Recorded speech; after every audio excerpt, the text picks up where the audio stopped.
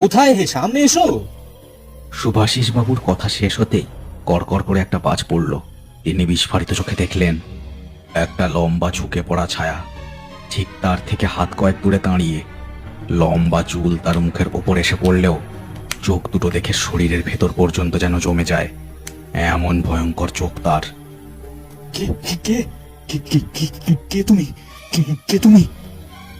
ছায়া মূর্তিটা কোনো কথা না বলে ঠিক জন্তুর মতো ঝুঁকে মাটিতে বসলো, যেন এক্ষুনি ঝাঁপ দেবে তার ওপর। সুভাষিস বাবু ভয়ে দুপা পিছিয়ে গেলেন। এটা যে মনিরাম নয় তা আর বুঝতে বাকি নেই তার। আবার কড়কড় করে একটা বাজ পড়ল, আর ছায়াটা সেই আলোয় লাফ দিয়ে এসে পড়ল তার উপর। একটা আকাশ বাতাস কাঁপানো চিৎকারে ভরে উঠল জঙ্গলের সেই জায়গাটা। ঘরের দরজাটা বন্ধ করতে গিয়ে প্রবল চিৎকারটা শুনে হাত থমকে গেল মনিরামের। ভয়ে মুখটা শুকিয়ে গেল তার। মনিরামের বউ ঘুমিয়ে পড়েছিল, সেদিকে একবার তাকিয়ে দেখল সে। সারাদিন হাড় ভাঙা খাটুনির পর অকাতরে ঘুমাচ্ছে বউটা। মনিরাম তাকে না জাগিয়ে হাতে লণ্ঠন আর লাঠি কাছটা নিয়ে বেরিয়ে পড়ল। ঘরের দরজাটা শক্ত হাতে বন্ধ করে এগিয়ে চলল সে জঙ্গলের দিকে।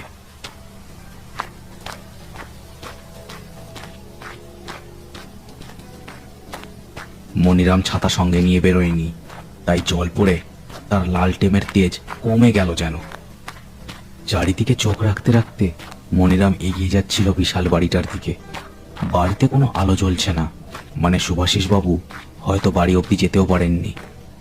কয়েক হাত এগিয়ে ব্যাপারটা চোখে পড়ল তার।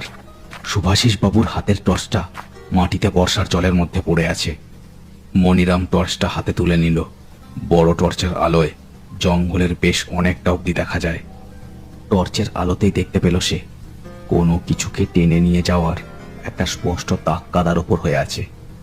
বছর 15 আগে ঘটে যাওয়া ঘটনার কথা আবার একবার মনে পড়ল তার।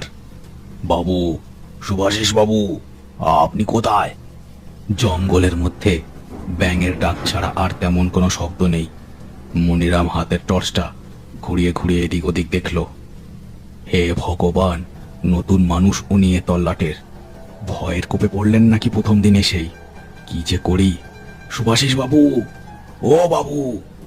এত জোরে ডাকেও কোনো সাড়া না পেয়ে মনিরাম বুঝল তাকেই ঢুকতে হবে জঙ্গলে।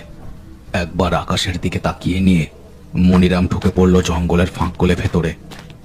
লম্বা গাছগুলোর মাঝখান দিয়ে হাঁটতে হাঁটতে মনিরামের বারবার মনে হচ্ছিল কেউ যেন গাছের আড়াল থেকে তাকে দেখছে।